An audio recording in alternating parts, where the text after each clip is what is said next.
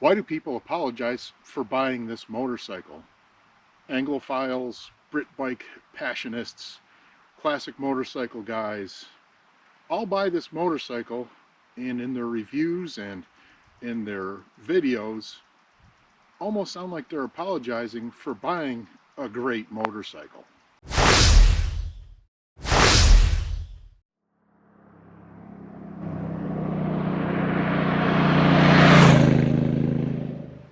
Well, to kind of give you a background on me, giving this review on this bike, I've been riding for 47 years as of the making of this video. I've ridden dirt bikes, dual sports, and adventure motorcycles, especially over the last 20 plus years. I've ridden Harleys, I've ridden UJMs, Universal Japanese motorcycles, if you will. So I'm bringing my comments, opinions, and observations in that context. So my premise for buying this motorcycle, and you probably would wonder why someone who rides, basically off-road or off-road focused motorcycles, why they would purchase this bike. Well, I had sold my dirt bike about a year ago. I've owned this bike for just about a year, and about 4,000 miles I've put on it. So I think I've got a pretty good concept of what's going on here with this bike.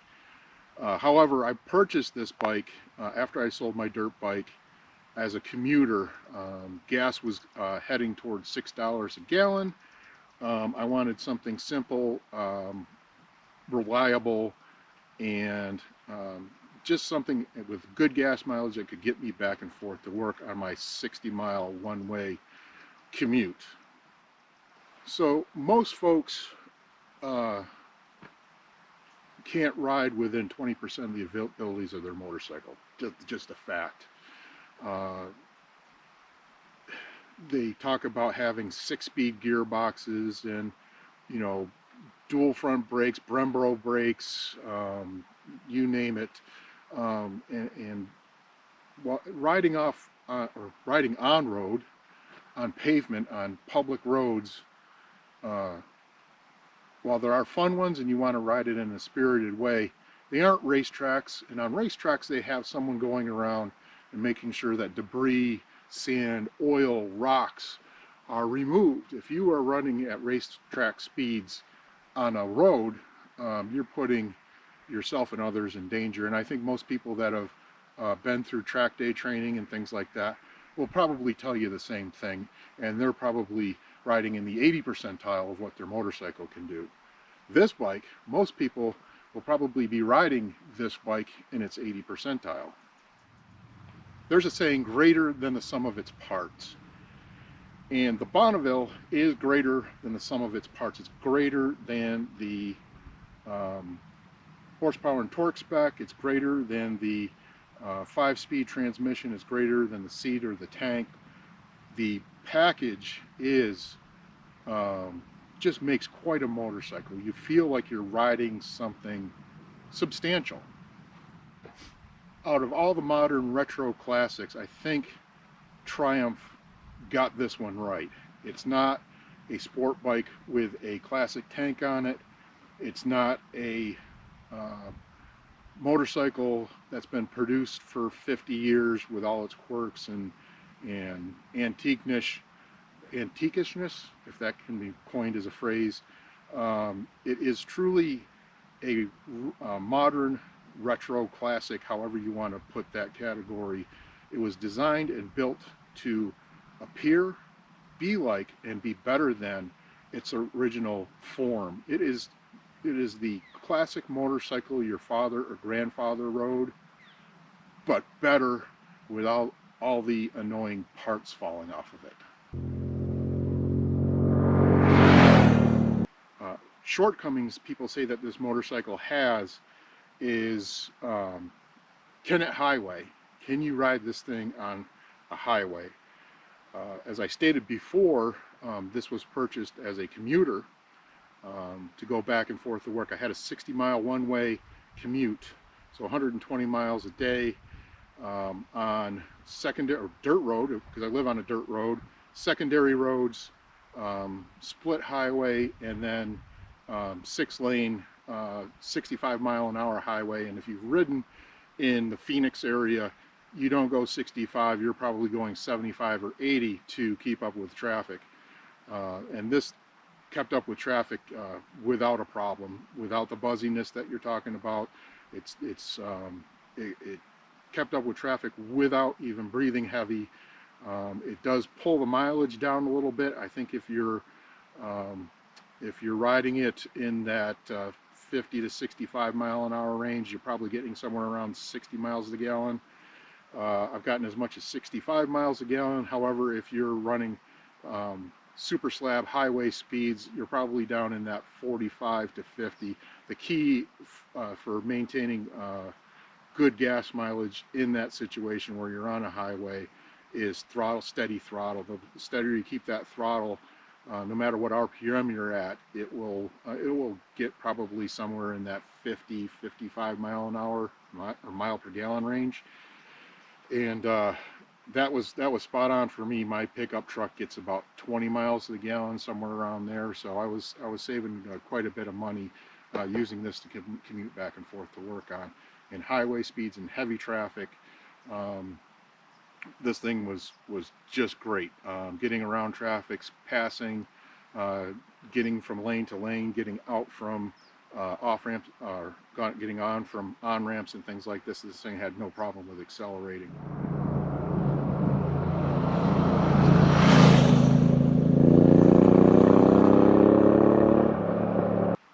Some of the shortcoming myths that are out there, and these are from people who actually like the bike.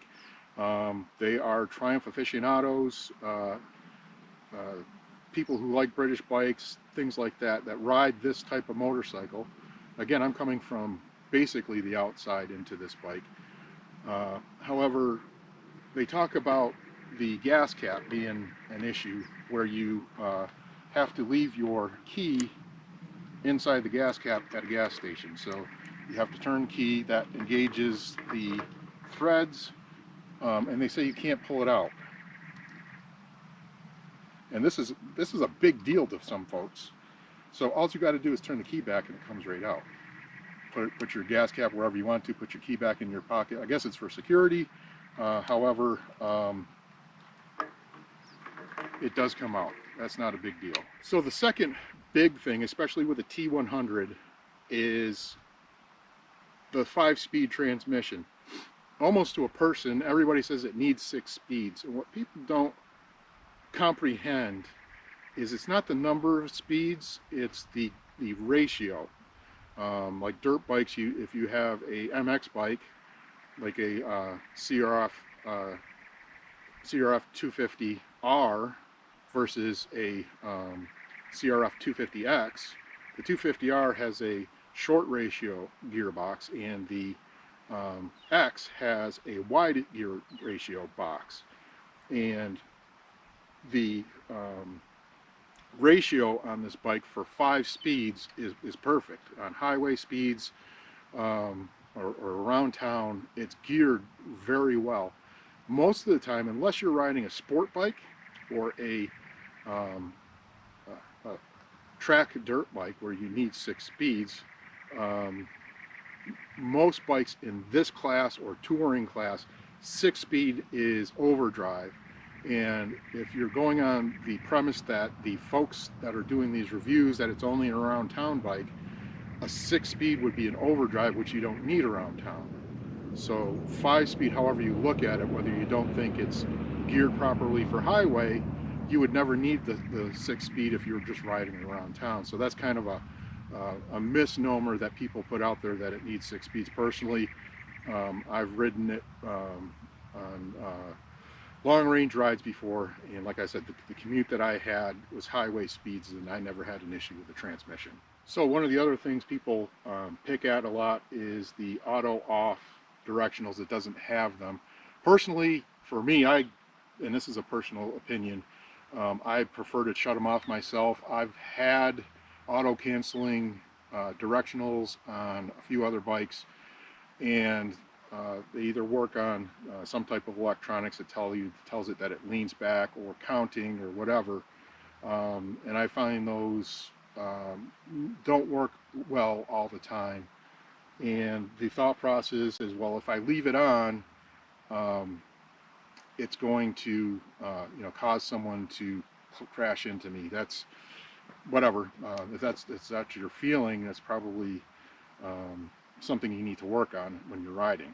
So another shortcoming they talk about with this bike, and this is a 2017, the newer versions of the T100, or the Street Twin, I think. I'm not 100% on all the models. However, this one has 54 horsepower and 49 foot-pounds of torque. A lot of folks like to purchase motorcycles with the highest amount of horsepower that you can get. However, or a high-rated amount of horsepower within its class. You're really looking at torque, and with 49 foot-pounds of torque, this thing feels like it's got some power to it. It's not going to super impress you like an 80 foot-pound V-twin or something like that. However, it's got more than enough get up and go to get off from stoplights and things like that. It's just a fine amount of power. It just feels good. It's linear. The way it's set up, the bike is set up. You can use every bit of that 49 foot-pounds of torque and the 54 horsepower that's in it. It's not a 100 plus motorcycle, but how often do you ride a motorcycle over 100 miles an hour? Personally, this will, I won't tell you how, but I know, but this will go over 100, but it'll do 80, 90 miles an hour all day long without any issue. Another complaint that folks have with these bikes is the stock seat. The stock seat is really good. If you go back to classic motorcycles, I think the last UJM I had was a GS 650E Suzuki in 1983, and it had twin shocks and all that stuff. Had a super cushy seat. It was kind of a what back then they would call a sporty or sport motorcycle, which is not the case. However, that had a plush seat, but it would give up after a while. I had Sportsters with the button tufted seat, and it looks like a Barco Lounger. I've had those, and that foam gives up. So a cushy seat is not necessarily what you want. You want a nice, firm, but not hard seat. You don't want to feel like you're sitting on a 2x4, because what will happen over time, it feels comfortable for the first 50 or so miles, and then that foam starts giving up. This wants to be firm, and then it'll start relaxing in a little bit. Once you get into the ride a little bit more, it really feels like it's supporting you. And that's what you need out of a seat, not necessarily plushy comfort. You want support, and that keeps the pain in your rear end away. So another point that people pick at also on this bike is brakes. These are Nissan brakes. There's only a single disc in the front. There's a disc in the rear. Unless you're on a really, unless you're really riding sport bikes or riding, which is not the intention of this motorcycle. If you're really riding like a sport bike, and you could drag pegs on this thing pretty good, and I've never met the limitations of the brakes on this bike. I'm sure someone will bang away at their keyboard and say how slow all my videos are, whatever. However, the single brake up front is just fine for this motorcycle and its capabilities. And I prefer really Nissan brakes over Brembo. I've got Brembo on my KTM 1090 and not very impressed with them. I find Nissan brakes are very crisp. They react pretty well for conditions on the road and highway.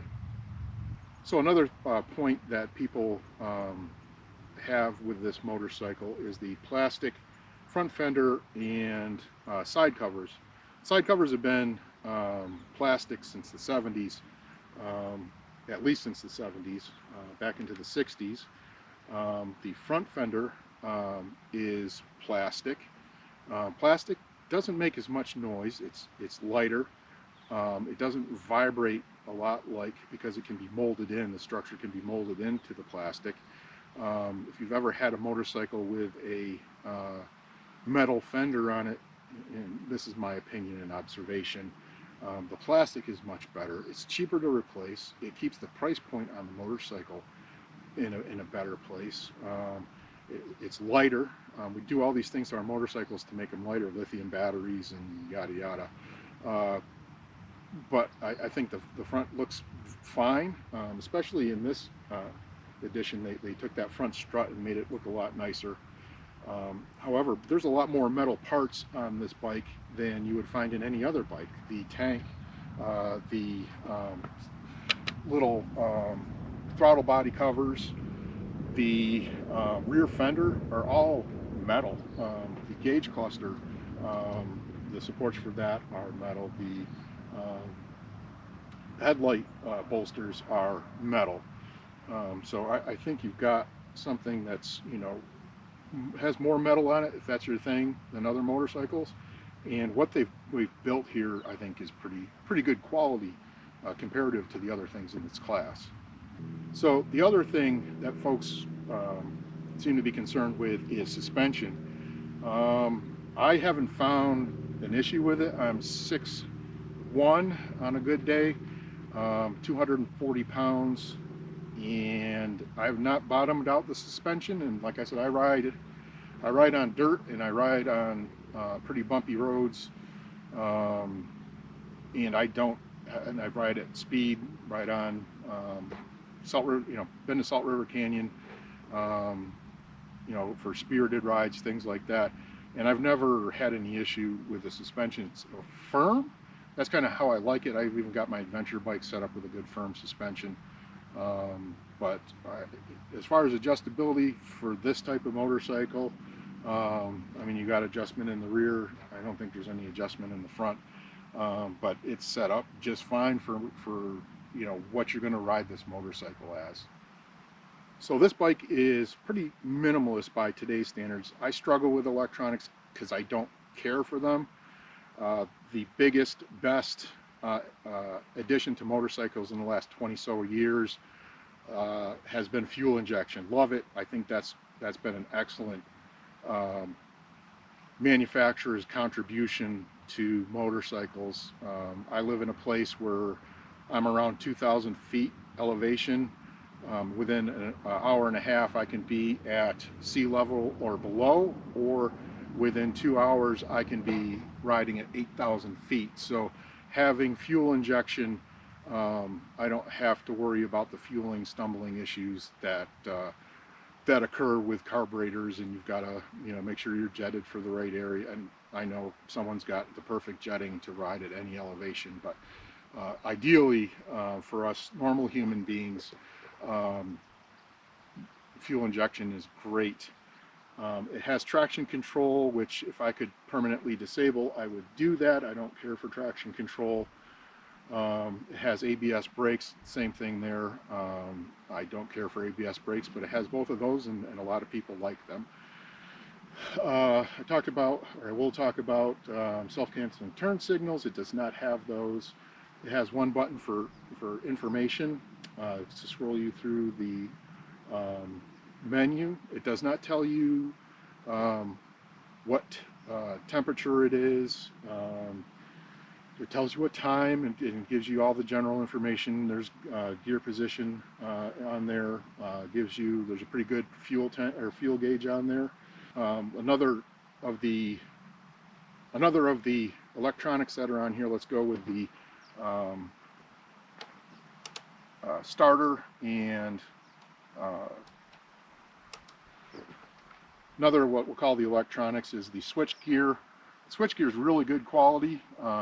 It just feels substantial. The starter button is on the same as the kill switch. I guess there's a lot of bikes out there. I guess it's a trend now to put that all in one. I'm used to separate kill switch for my starter, having the starter maybe down here and the kill switch in its normal position, but that's where the start button is. However, one of the quirky things, and I believe this came over from the original setup of the new Triumph, I think was associated with Kawasaki.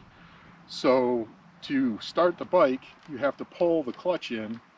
You have to pull the clutch in and then hit the starter for it to start. I don't really care for that. That's another idiot-proof type of thing, like, you know, kickstand switches that fail. I don't care for things that are in addition to. I know how to ride a motorcycle. I don't need that type of safety, but apparently a lot of people do. And this being part of the quote-unquote entry-level class, which it's definitely not. This bike as a whole is definitely not in the entry-level class. It's a full-on motorcycle. However, those folks who are just starting out maybe need those aids, but it'd be nice to be able to turn those off.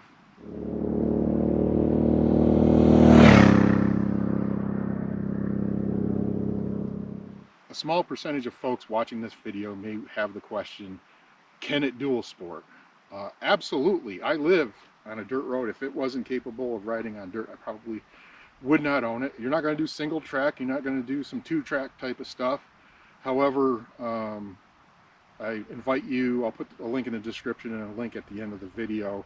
I took a several hundred-mile trip up to the Mogollon Rim, camped out right on the rim, and I think that video would probably say just about everything about this thing if you can.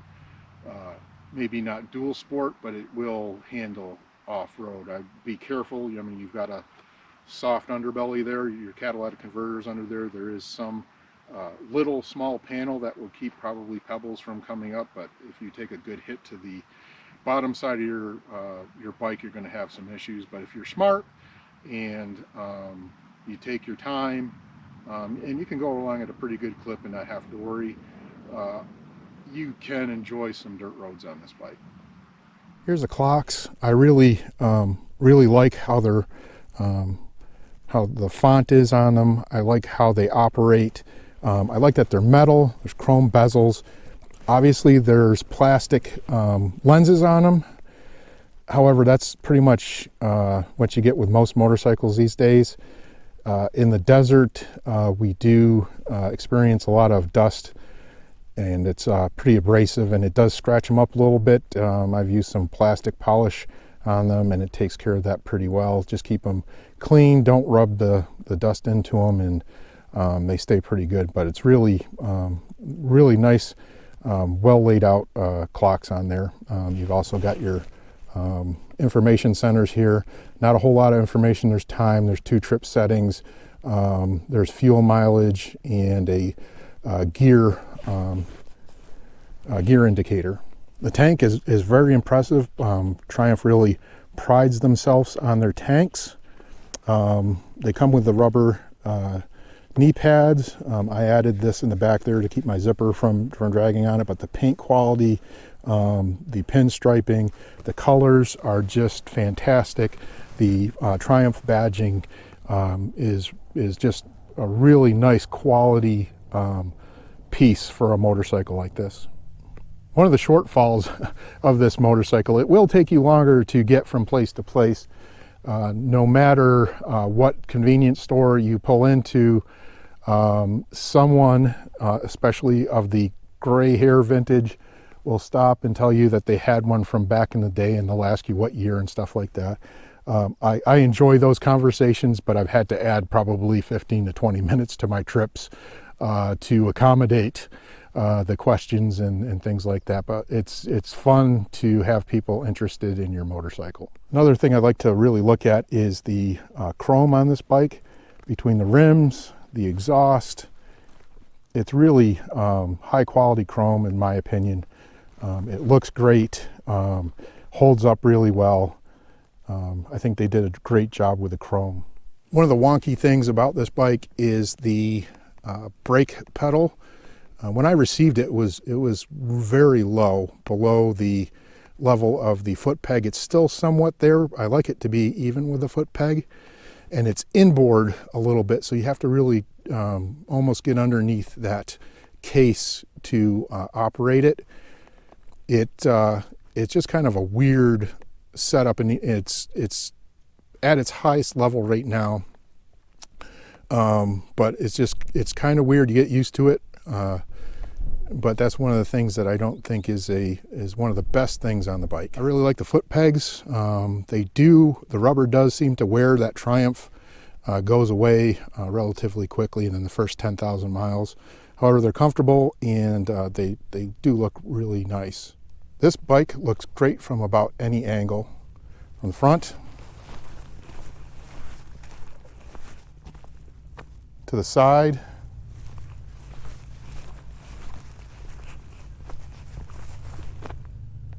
to the rear.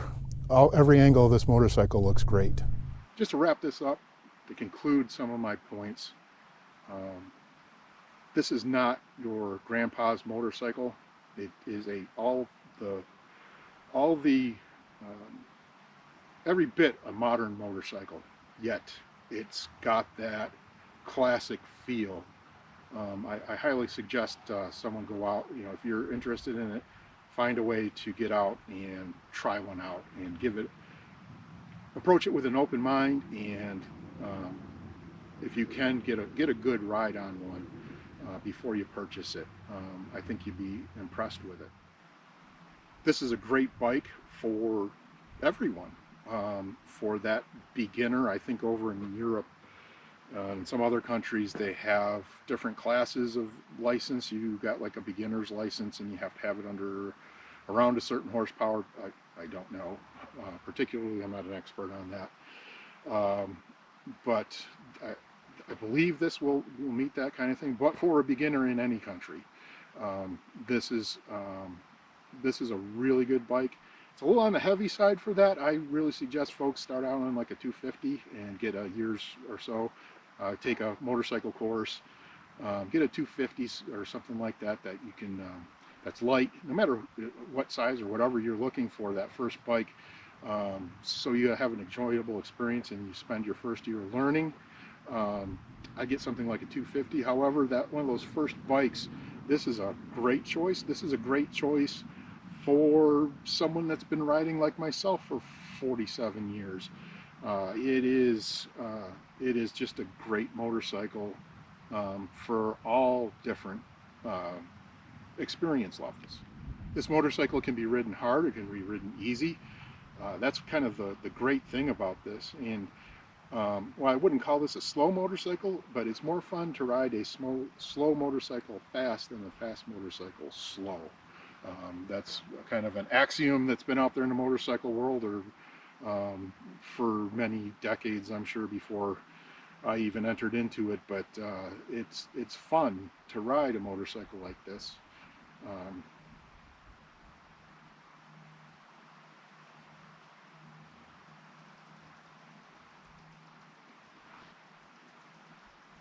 This bike, in comparison to my KTM, is like a Grom.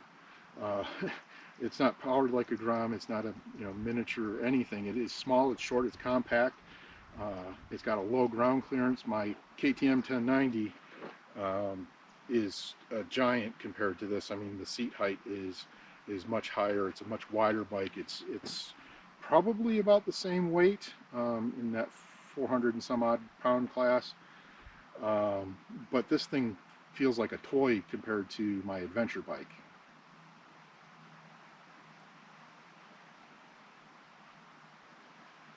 My final point, observation, opinion is, if you're looking at one of these, you're looking at the retro, classic, whatever they call it, genre of motorcycles, I personally would get one. I did. I purchased this one used, so I got a pretty decent deal. I bought it from an older gentleman who didn't put very many miles on it and didn't really do any real modifications to it. I get one.